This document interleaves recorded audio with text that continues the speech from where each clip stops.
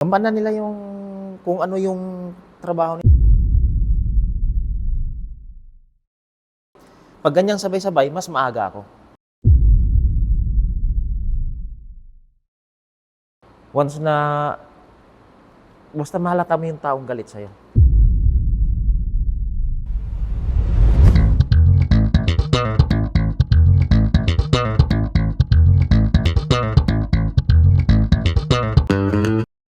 Lalakad punta dun.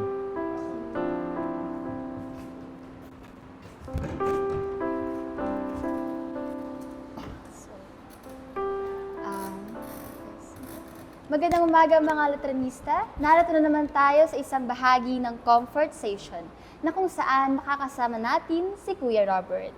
Magandang umaga, Kuya Robert. Magandang umaga sa inyo. Kamusta naman po kayo Okay ngayong naman po. araw? Pwede niyo po bang ipakilala sa ating mga Letranista ang inyong sarili at kung gaano na kayo katagal dito sa Letran? Ako si Roberto George, 48 years old. Mag 49 years, 29 years. 29 years? Yes, Kailan 29 po kayo years. nagsimula? 1995. Wow! Paano po kayo napunta dito sa Letran? Actually, ang nagyaya sa akin dito, yung tsuhin ko rin dito na isang aircon technician. Pero nagretiro na siya.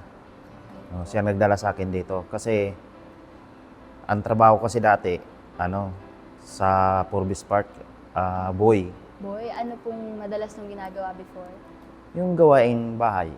Oo. So, nung napunta po kayo dito, Tapos, sabi ng tiyuhin ko, kung gusto ko ba daw pumasok dito kasi may benepisyo nga daw dito. Sabi ko, sige po. Sabi ko, kung kaya ko naman, kung pagpunta ko dito, kayang-kaya naman yung trabaho. ano po bang ginagawa niyo dito sa Letran? Nung una kasi, talagang naglilinis ako.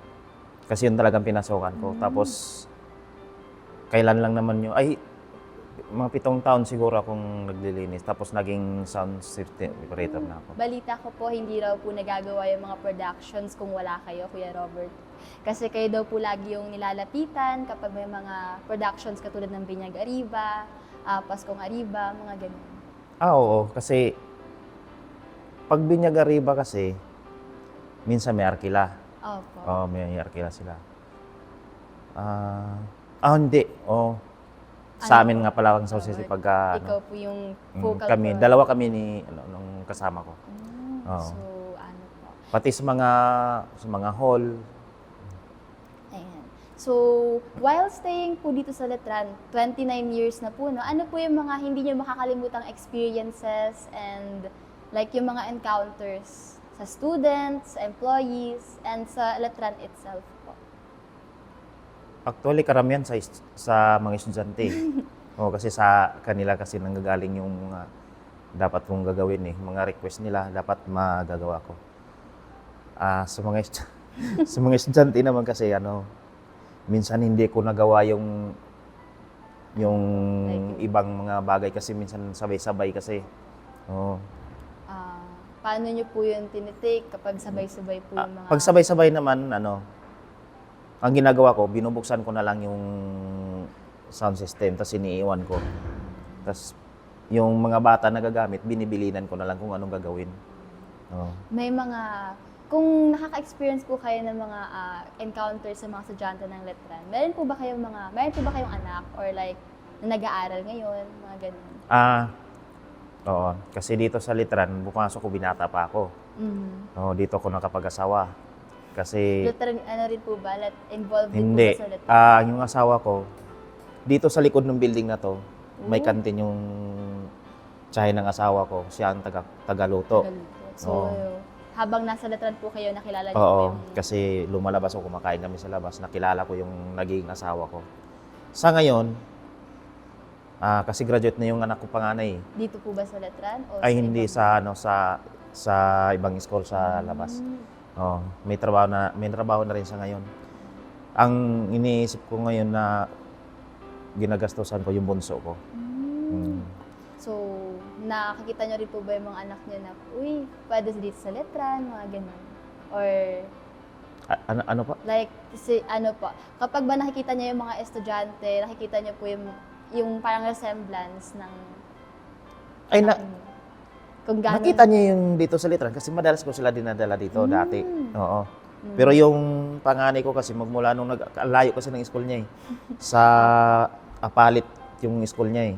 Apalit, Pampanga. Oo, layo. Oo, So, layo. taga Pampanga po ba kayo? Taga Bulacan kami. Kaya minsan lang sa umuwi sa Bulacan. Oo. So, meaning po everyday, nanggagaling po ba kayo ng Bulacan o dito po kayo sa Manila nagsistay? Weekend lang po ako umuwi. Nandyan lang naman yung nirerentahan naming bahay sa sa may likod lang dito. Ilang kanto lang. So, kanina po nabanggit nyo, 29 years na po kayong nandito sa Letran. Paano po kayo, paano nyo po minomotivate yung sarili ninyo na magpatuloy? Kasi 29 years po yun, hindi biro na 29. Hindi, kasi ganito yan. Ako, wala akong natapos. Wala akong natapos na, sa madaling salita, grade 6 lang ako. Oo. Gustuin ko maghanap ng trabaho na maganda. Hindi ako makahanap kasi wala akong natatapos eh. Nag-construction ako, naging boy ako, naging bantay gate ako. Nagtitinda ako ng buko.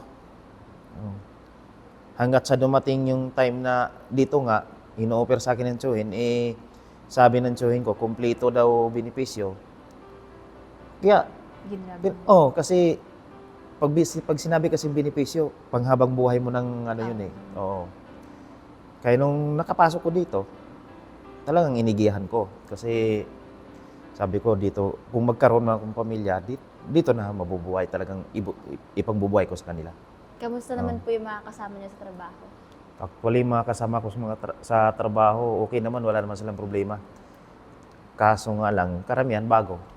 Oo. Meron po bang hanggang ngayon, simula nung nag-umpisa kayo, kasama niyo pa rin po? hanggang Original, 6 kami. Ilan na lang po kayo ngayon? 6. 6 pa rin. Yung original na mula nung Nung pumasok ka po dito. Oo. Ayan. So, knowing po na dito kayo nagtatrabaho sa isang paaralan, paano po kayo nakikipag-communicate or nakikipag-usap sa mga guro, sa mga estudyante, and sa mga iba pang empleyado?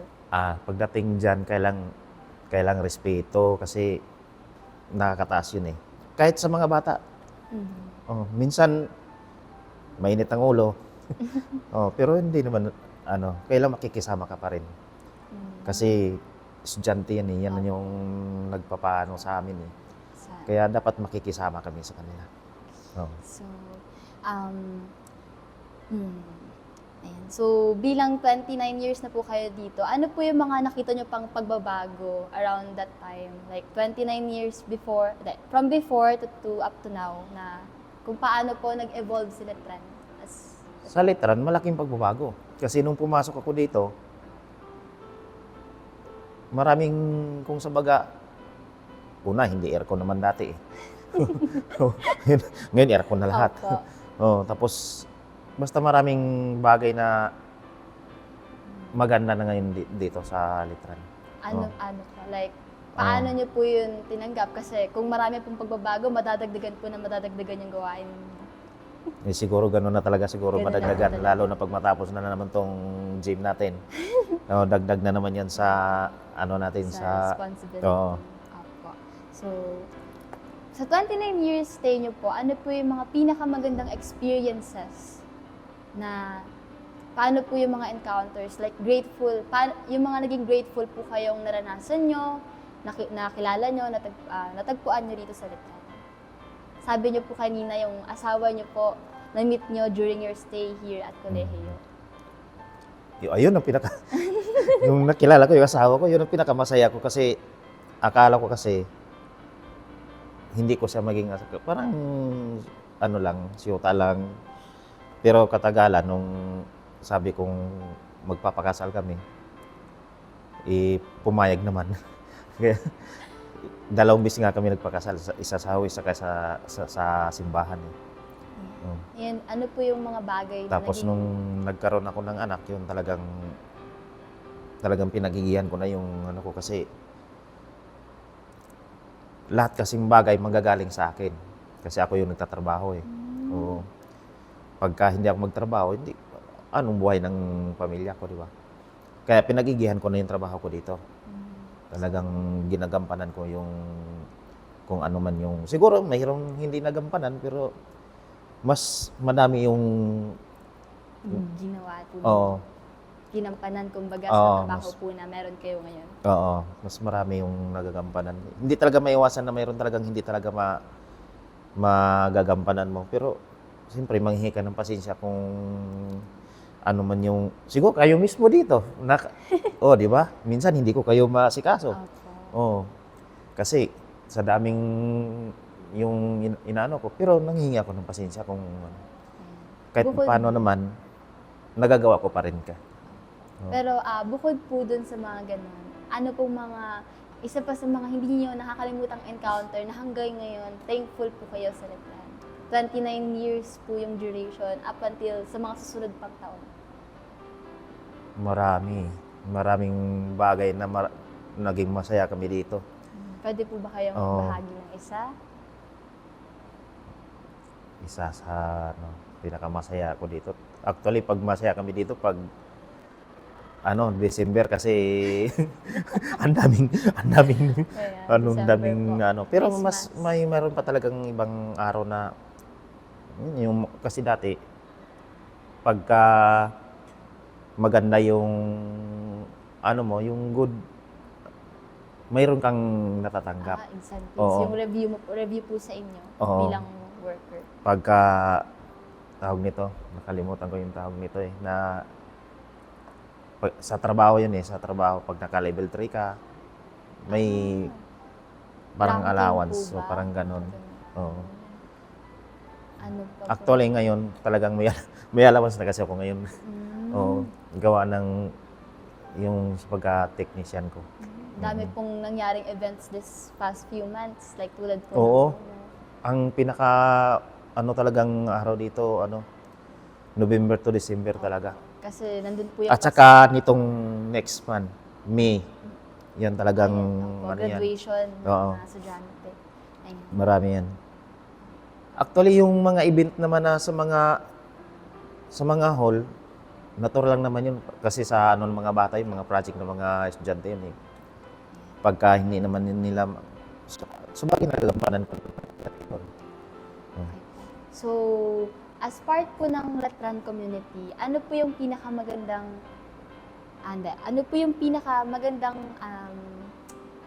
epekto sa inyo ng pagiging part po ng Letran? Kayo po ay nagtatrabaho na in 29 years. Ano po yung mga natutunan ninyo na karanasan or like mga na-encounter niyo po experiences na Sa binibigyan- part naman nagbigay ng aral? Litran community, yung mga payo ng mga pare, talagang mo yun. Yung mga payo nila kasi magaganda naman yung mga sinasabi na tungkol sa amin. Lalo na pagdating sa pamilya at saka sa trabaho. Yan naman madalas nilang pinapayo sa amin.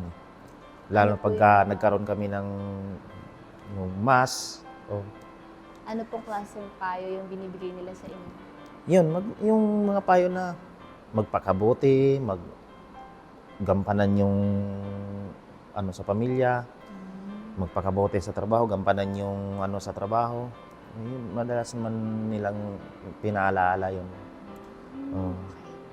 So, ngayon po, nasa medyo ano po itong tanong. Ano pong masasabi niyo sa mga gustong sumali sa community ng Letran bilang yung experiences niyo po ay ang tagal niyo na po rito and marami po kayong natutunan sa mga employees, sa fathers. Ano po yung maganda niyong pwedeng maibahagi na makaka-encourage sa kanila or like may encourage nila na sumali po dito? Yung mga baguhan nga. Opo. Sabi niyo po kanina marami na po kayong bagong kasama sa trabaho. Para sa mga bagong kasama ko sa trabaho, pagigihan nila yung trabaho nila, gampanan nila yung dapat nagampanan nila. Tapos yun na, kasi hindi ka naman magtatagal sa isang community pagka ay sa litran kung hindi mo ayusin yung gawa mo hindi mo ayusin yung trabaho mo hindi ka magtatagal kung babajing-bajing ka lang kung anong Opo. kailangan trabaho ka ng maayos. Oh. Pwede po ba kayo mag-share ng mga own experience nyo para na maging tips sa kanila na ito yung i-expect ko pag pumunta ako or sumali ako sa community ng Letran? Ang tips sa mga sa kasama ko na nakikita ko naman sa mga kasamahan ko kasi patagal sila ng patagal Opo. Oo, nakikita ko na. Tips lang sa kanila maging ayusin yung trabaho nila, magiging honest. Oh. Gampanan nila yung kung ano yung trabaho nila. Ayos, yun lang gagawin nila para mas lalo silang tatagal. Pero tingin ko marami nang humahabol Oh. Kunti lang naman sa mga kasamahan ko dito na pumasok na hindi nagtatagal Karamihan din sa tumatagal din katulad ni Camille, kilala niyo naman siguro yun yung janitress natin sa like Ate Gina, matagal na rin yan dito. Oh. Yung mga nakasabayan niyo po sila o nauna pa po Hindi, sila? nauna kami. Nauna kami. Nauna po kayo. Oo. Ayan. So, dahil po, pwede rin po ba kayo magbigay ng mga inspiring thoughts or like, kung sa inyo po, ano po yung naging inspirasyon ninyo na magpatuloy dito sa Letran? Sabi niyo po kanina, pamilya. Paano po ninyo sila naging inspirasyon? Inspirasyon, ipagpatuloy. Maging, sa mga kasamahan ko, Opo. Kahit sa mga darating kung gusto pa po. sa darating, ang masasabi ko lang sa mga darating na mga baguhan, kung ano yung dapat gawin nila, gagawin nila, maging mabuti, maging honest sila, maging inspirasyon nila yung pamilya nila para kasi kung hindi mo inspirasyon pamilya mo, wala ka namang mag-ayos sa trabaho mo hindi ka naman mag-aayos kasi wala ka namang iniisip Pagka iniisip mo yung pamilya, para sa pamilya ko itong ginagawa ko. Ayusin mo trabaho mo. Paano niyo po tinitake na inspiration yung pamilya niyo? Like, sabi niyo po, nagsimula kayo sa Letran, kayo lang, tapos na-meet niyo po yung asawa ninyo. Dito niyo po ba, at yung fruit of labor niyo po rito, yun po yung binibigay ninyo sa mga anak ninyo para maging tracks ko sa buhay? Madalas ko sinasabi sa mga anak ko, ito talaga totoo. Opo. Sige po, ano po yan? Yung anak ko, sinasabihan ko palagi yun, mag-aral kayo mabuti kasi yan lang ang tagi ko may pamana sa inyo. Kasi kaming asawa ko kasi hindi rin tapos Kung sa baga, kaming dalawa, wala kaming hindi nga namin alam, masalam pa nga nila yung tungkol sa pag-aaral Kung may tatanong sa amin, hindi namin alam kung anong isasagot Buti na lang, nagsikap yung mga anak ko. Ilan po ba ang anak niyo? Actually, 3 yan. Yung isa kasi, nag-asawa yung pangalawa. Pero yung pangatlo, talagang nagsikap talaga sa mag-aral. Ano yun doon sa school na cum laude. Tapos ito naman bunso ko, grade 9. Ngayon, with highest honor siya. Kaya pagsikapan ko talaga sana makapagtapos siya. Lagi kong sinasabi yan. Magdasal, magsimba, kung ano kasi. Sabagay, hindi mo basta-basta marating yung goal mo kung kung walang Panginoon. Kasi siya lang ang nakakaalam Napagpatibay po ba ng Letran yung faith nyo kay God? Nung Oo, po kayo kasi lagi nilang pinaalala. Lagi yung tandaan. Sa unang-una sa taas kayo, So, sa ganun po bang paraan, nakatulong sa Letran na patibayan sobrang po laki. yung mindset Yung mo? tulong ng Letran, sobrang laki. Kasi kung wala ang Letran, hindi ko alam. Kasi kung wala ang Letran, hindi ko siguro makapagpatapos yung mga anak ko. Kasi, saan ako magtatrabaho ng ganitong tuloy-tuloy?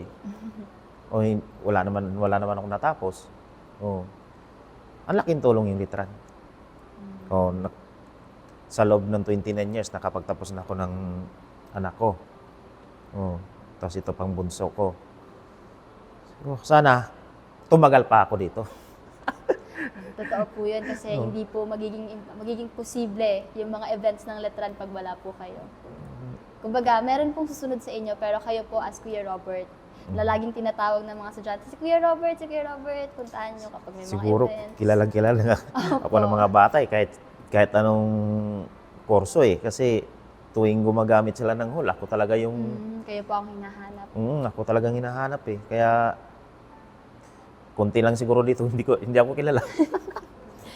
Hindi naman po. Siguro, Lalo na siguro itong grupo na to. Opo, yung mga nasa Oo. nasa Kasi likod ng ang camera, nila, ganun. ganito din sa sound system din, sa camera. Kunti lang yung hindi nakakilala sa akin dito. Yung mga baguhan siguro na Kayo po, kilala ko po kayo kasi Kaya- lagi pong lumalapit yung mga kaklase ko pag may gagawin. Kaya para sa mga estudyante, minsan masungit ako. Paano po yung... Pagpasensya na. Ayan. Minsan talaga masungit ako Lalo na pagka sabay-sabay yung hindi ko na alam kung anong unahin ko. Ayan. Kapag pag puno po yung schedule, tapos lahat po yun, kailangan kayo, hindi niyo po alam kung saan kayo po. Tawag doon. Wala namang problema. Yan po yung ganyang mga situations, paano niyo po yan tinitake? Sa mga ganyan kasi, yan, katulad yan. Ngayon pa lang aalamin ko na. Yung para bukas. Paano po pag may mga biglaan? Ang mga biglaan talaga, nandyan yan, yung mga biglaan. Pero pasensya sila. Uunahin ko talaga yung naka-schedule. Kung may bigla man, antay sila. Kasi katulad yan, yung schedule bukas, ngayon pa lang tinitingnan ko na. Advance po. Oo. Ngayon, aalamin ko doon kung anong oras sila mag-i-start. Kung sino yung pinakamaaga, yun ang una kong asikasuhin. Tapos babalikan ko na lang yung iba na medyo, kasi hindi naman sabay-sabay na pag sinabing 7 a.m., lahat 7 a.m., hindi naman May oras din po. May oras naman din sila, may 8, may 9, may 10. Hindi naman din sabay-sabay. Minsan, may sabay-sabay din. Pag ganyang sabay-sabay, mas maaga ako. Buksan ko na lahat ba? Tapos i-ready ko na lahat ng gamit. So, pag ganun po, kailangan maaga kayong papasok. Kailang maaga. Hindi pwedeng ang schedule ng mga bata alas 7, tapos ako papasok alas 8. Hindi pwede yun. Kadalasan po, anong oras po kayo pumapasok? Pagka alas 7 yung schedule ko, pumapasok ko alas 6. Ngayon, kung alas 6 yung schedule ko, pumapasok ko ng 4 a.m. Hindi po ba malayo kung saan kayo nakatira? Malapit lang naman, nandyan lang. Kabilang kanto lang naman. Diyan din po ba kasama niyo rin po ba yung mga anak niyo dun sa bahay niyo ngayon? Ay, hindi. Sa totoo lang, ang anak ko, nagkikita kami tuwing Sabado lang ng gabi. Tapos, tuwing Lunes ng madaling araw, maalis na ako. Oo. Hiwalay-hiwalay kami. Kasi, yung asawa ko may trabaho din. Yung panganay ko may trabaho din. Ang naiwan talaga sa bahay, yung bunso ko at saka yung pangalawa na may asawa. Yun ang naiwan sa bahay. Pagka, weekend, uuwi ako, doon pa kami magkita-kita. Pero, wala namang problema Kasi sa panahon ngayon, high-tech na Video call na lang. Messenger Oo. na lang po. Oo. Ganun. Wala nang problema. Hindi katulad dati, nung pagpasok ko dito. Kahit cellphone, wala. Kasi nung time, 19. may cellphone yung Nokia, na ang mamahal. Opo. Nung unang labas niyan, 13K, ang mamahal. Kaya hindi kaya bumili na. Ngayon, iba na ngayon. Iba na po. Pwede na po kayong magtawagan. Wala nang problema ngayon. Kahit na bihira ka na lang makauwi sa bahay, video call mo lang. Pagkatapos ng trabaho mo, video call. Ganoon naman kami mag-asawa. Kami mag-asawa, nakikita kami sa isang buwan, isang beses. Totoo po? Oo. Saan po ba siya nag-work? Ang asawa ko kasi, siya nagmamanage sa ng kapatid niya, kantin.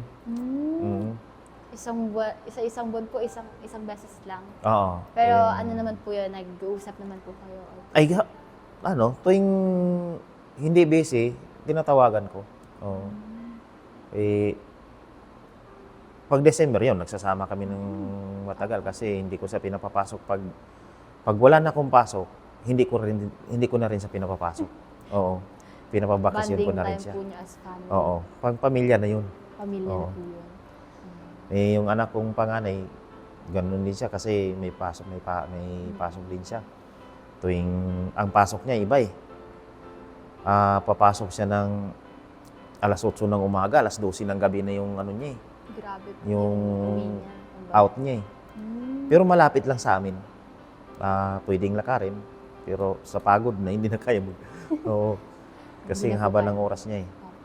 Kayo po, Kuya Robert, ano pong mga, kapag ba in daily basis, paano niyo po tinitake yung mga pagtapos po ng work, mga ganun? Siyempre po, pagod-pagod. Paano po kayo Mm. ano?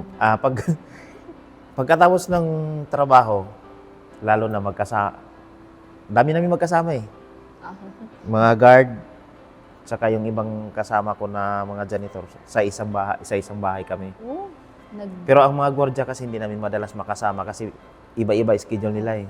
Hindi katulad sa amin na ito 5 lahat, ito 5. Kaya pag nagsama-sama kami, hindi maiwasan yung mag-iinuman. Minsan naman pag pagod na, pahinga na. Wala nang ano. Yun po yung way nyo para i-end po yung day minsan Mm. dahil pagod po, mga ganun. Yung Lalo na po kapag yung event sunod-sunod. oo. Dito naman sa Litran, natural na talaga yung ano eh, yung ganyang mga Okay. event eh. Maraming Kasi ano, lalo na pagka malapit na magtapos yung ano, talagang grabe yung mga schedule nun. Siguro alam niyo naman siguro yan kasi kayo mismo, 'di ba? Sunod-sunod yung mga request niyo na facilities. Mm. Pero ang pinaka talaga diyan pag December kasi sound system sit up kasi. Doon ako nahihirapan pagka sit up na. Oo. Ang lalaki po nun, mga LED Oo. walls. Ang hall naman kasi fix na yung sound system eh. I-open mo na lang yun eh. Pero pagka event sa grounds, sisit up mo talaga mismo yung mga speaker namin dyan na malalaki. Yun lang mahirap sa amin.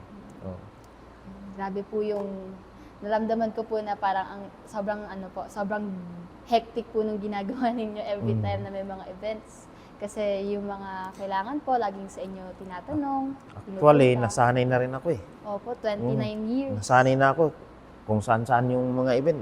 Parang baliwala na lang sa akin. Oo. Kumbaga, Ano ba, mayroon sa Mabini, mayroon sa Quezon Hall, mayroon sa Isiditorium, mayroon sa St. Tomason. Titingnan ko lang yung oras. Sige, ito yung uunahin ko. Pero babalikan ko yun kasi hindi alam ng mga bata kung anong gagawin doon. opo. Minsan na, pag naituro ko na, narili ko na lahat ng punta na naman ako sa kabila. Sa stay niyo po dito sa Letran, ano pong mga gusto nyong sabihin sa college, sa mismong institusyon? Sa mga estudyante natin, wala naman problema kung pero pagpasensyahan din kami kasi kulang kasi kami. Pero sana huwag silang magalit, pero hindi naman maiwasan yung mga magagalit talaga, lalo na pag kailangan na kailangan. Hindi maiwasan yun. Ang hinihingi na lang namin sa mga estudyante, sana intindihin din kami. Intindihin din kami na kasi natural talaga na hindi namin maasikaso na kaagad. Maasikaso din naman, pero hindi kaagad-agad. Minsan, sinusungitan ko pa sila kasi iniisip ko yung trabaho dito, iniisip ko pa yung isa. Lalo na pag may ang pinakamahirap lang naman yan pag may mga guest speaker na tagalabas.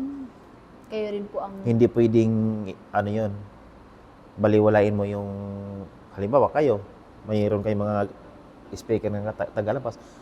Sa grupo nyo, tiwala kasi ako kasi kabisado nyo eh. Pero yung sa iba, hindi. Hindi, lalo pag may mga speaker na galing sa labas, babantayan mo talaga yun. Kasi kung magka-problema, sinong tatakbo? Kaya ang ginawa ko ngayon, lahat ng mga bata na may nagpapa-schedule sa mga hall, binibigay ko na yung number ko. Sabi ko, pag may problema, tawagan mo ko agad. Pupuntahan kita, sabi kong ganun. Kasi, kung may problema, pupunta pa siya sa office namin. Di ba? Ano, ganon pa. Lalong tatagal. Oo, lalong tatagal. Kaya sabi ko sa mga bata, ito number ko. Pag may problema, tawagan mo ko agad. Huwag niyong pakialaman kasi lalong magkakaproblema yan pag pinakialaman niyo. Tawagan mo ko agad. Kaya pag may tumawag yung ring yung cellphone ko, kuya, sa Mabini to, takbo ako Mabini ka agad. Grabe po yung dedication niyo sa trabaho po ninyo. Kailangan eh. Napaka well po, like lahat po ng Kailangan. Kasi yun ang trabaho ko eh. Opo, yun. Kailan gampanan ko. Yun ang ko. Kaya sa ngayon kasi yun na talagang ginagawa ko. Yung binibigay ko yung number ko. Kaya yung mga bata dito, alam na siguro nila yung number ko eh. Kahit na sa ibang mga estudyante, alam na nila yung number ko. Binibigay ko. Sabi ko, kung may problema, tawagan niyo ako kaagad kasi hindi ko kayo, kung pupunta pa kayo sa opisina, tatakbo kayo sa opisina, kung kaagad sa akin na magsabi, sige. Sandali lang nandun na ako. Oo. Kumbaga, para po hindi na tumagal yung problema. At hindi na po magkaroon ng kasi pagka halimbawa kung may guest speaker ka tagalabas, nagsasalita, nagka-problema. Kung tatawid-tawid pa yung bata, lalong tatagal. Totoo po. Kung bibigay mo yung number mo, kuya, pagkapuntahan mo naman ako dito. May problema. Tatakbuhin ko lang, nandun ako. Hindi naman, ang lit lang naman ng litran, hindi naman katulad sa Kalambaan na, o kaya sa Bataan na magkabilang-biling lalayo. Dito, isang magkadikit-dikit lang naman eh. At saka, alam ko naman kung saan pupuntahan Oo. mismo yung isang lugar. Pagka sabay-sabay lang, sabay-sabay na may guest speaker, lalo sabay-sabay seminar, lahat seminar, may mga guest speaker. Titingnan ko doon kung sino yung pinaka-importante. Doon ako mag-i-stay. Di ba, ito, pinaka-importante ito, yung guest speaker ito, halimbawa, senador. Di ba, may mga guest speaker kayo, mga ganun, senador. May mga, sa mga GMA7, di ba? Titingnan ko doon kung saan yung pinaka-importante. Doon ako nag-i-stay. Pero, yung cellphone ko, hawak ko palagi. Kasi pag oras na magre-ring yun, kasi ang bilin ko sa mga bata,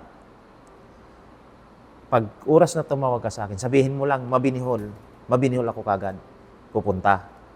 Pero pag hindi siya nagpakilala, saan kita pupuntahan? Naranasan niyo na po ba yun? Ikot-ikot. Nag-miss call, tapos kuya, puntahan mo ko dito, saan? Ihiwala kong load. Saan ba to? Sabi ko gano'n. Kaya iniisa-usap ko pa yung mga hall. Natagpuan niyo naman. Natagpuan ko naman, pero tumagal kasi hindi siya nagsabi kaagad kung saan eh. Inisa-isa ko pa yung mga hall pinuntahan. Anong problema dyan? May problema ba dyan? Wala naman, kuya. May tumawag kasi sa akin. Sige. Takbo na naman ako sa kabila. Anong problema dyan? Wala naman po. Takbo na naman. Natagpuan ko naman, pero tumagal. Pero kung sinabi niya agad na, kuya, sa Mabinihol po to, may problema. Takbo. Takbo na po doon. Di naman kasi maiwasan yung magkaroon ng problema. Sa unang-una dyan ang magkaroon ng problema sa laptop. Unang-una yan. Hindi komportable yung laptop doon sa projector. Yan ang pinakauna naman na Kaya takbuhin mo kaagad yan kasi lalo na pag nag-start na yung event. Tapos minsan naman, nag-start na, saka naman ngayon nagkakaproblema. May ganyan, maraming beses na ganyan nangyayari. Kaya minsan, yung event nila na halimbawa ito 12, tapos pagdating ng 12 hindi pa tapos, hindi ko na pinapabayaan ko na lang kasi na-delay. Pinapabayaan ko na lang na lumampas sila maliban kung may next na gagamit. Yun na lang ginagawa ko. Sobrang hindi nga alam ng opisina namin na gano'n yung ginagawa ko, pero pinagbibigyan ko na lang. Minsan nire-report ko yung pag masyadong matagal na, halimbawa, hanggang alas 12 lang, tapos umaabot ng alas 2, nire-report ko na yun. Kasi hanggang alas 12 lang talaga dapat eh. Yun lang nasa request niya eh. Kaya ko lang naman siya pinagbigyan kasi minsan consideration na-delay. na lang po kasi na-delay. Tsaka minsan hindi rin natatapos ng kaagad. Hindi naman din alam ng bata na, oy, ganito yung event namin, ito 12. Minsan matagal nagtutok yung speaker. Lumampas na. Hindi mo muna pwedeng palisin yun. Oo. Hindi mo pwede pong putulin Oo, hindi kasi mo pwedeng nasa ano yun. momentum siya ng pagsasalita. Ipabayaan mo na yun kung hanggang anong oras matapos yun. Basta nandyan yung guest speaker. Kasi nakakahiya yun pag pinaalis mo yun. Wala ka ng modo nun pagka ganun ginawa mo. Oo. Pabayaan mo na yun. Bahala na yun dyan. Sabi ko, balikan ko na lang kayo. Yun na lang. Pagbalik ko, nagkikwentuhan na lang. Di ba? Mayroon din kasing ganun. Na imbis na lumabas na, kasi nag-extend na sila ng time, nagkikwentuhan pa. Di ba? Paano niya po yun sinasabihan na? Sabi ko, ba't hindi pa kayo lumabas? Nag-extend na nga kayo ng oras, tapos nagkikwentuhan pa kayo. Din po ba yung mga time na nasusungitan niya yung mga estudyante or May time talaga na yung mahalata mo naman sa estudyante, paggalit din sa'yo eh. Yung isang tao, mahalata mo, paggalit din sa'yo. Oo. Minsan, di ko maasikaso kaagad. Once na, basta mahalata mo yung taong galit sa'yo. Oo. Pasensya na kayo, hindi ko kayo nasikaso kaagad. Sabihin ko na lang gano'n. Nasa kanila lang na yun kung maintindihan nila ako. Oo. Wala naman akong magawa kung hindi nila ako intindihin. Oo. ano pong gusto niyong sabihin na nakarating po kayo dito? Ano po yung mga bagay na pinagpapasalamat ninyo? Sa pagpapasalamat, ito na lang. Number 1, nagpapasalamat talaga ako sa Panginoon. Tapos pangalawa sa Litran community. Kasi hanggang ngayon nandito pa rin ako. Kung sabag, nagpalit na ng naiwan pa rin ako. Ilang Kaya, lectures na po ba nadaanan ang niyo? daming nangyari sa buhay ko na nang dahil sa Litran, nalampasan ko. Kasi nung nag-aaral kasi yung anak ko, grabe talaga. Tourism kasi. Madami pong gastos. Medyo rin culinary, napakagastos. Dito sa Litran, kaliwat kanan ng utang ko. Talaga, kahit tanungin mo yung mga kasamahan ko dyan na nahiraman ko lahat.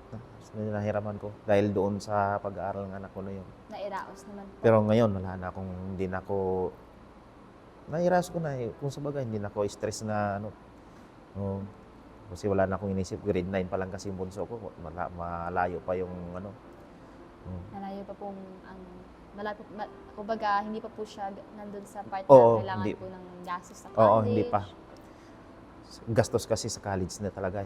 Ang gastos. Sa ganyan, wala yung mga gastos, mga tortor lang naman ang mga gastos, mga ganyan. Ang magastos talaga, yung pagtungtong mo ng college, yun talaga ang magastos. Kaya masasabi ko sa mga kasamahan ko na may mga talagang paghahanda nila ng mabuti yung anak nila. Kasi yung mga anak talaga kailangang pag-aralin. Oo.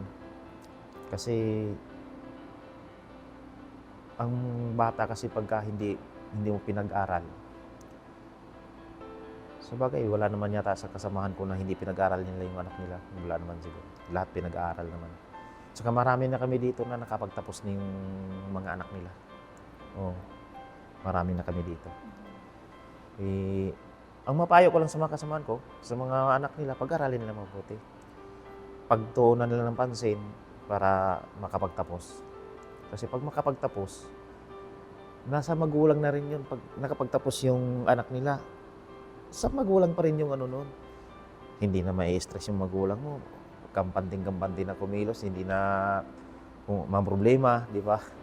Kumbaga, meron na pong assurance na hindi na po kailangan magdaan pa sa Ngayon, hindi na ako na problema ngayon kasi gastusin sa bahay, hindi ko nasagot eh. Sagot na ng anak ko lahat ng gastos sa bahay. Kumbaga, kayo po, pinagpapatuloy na lang yung service nyo as... Oo, kasi na may bunso pa ako. Yun naman ang pinaghandaan ko ngayon. Kahit matagal pa yun, pinaghandaan ko na yun. Pagka siguro, pag tapos na yun, tama na siguro. Pahinga na, retiro na. Retiro na po.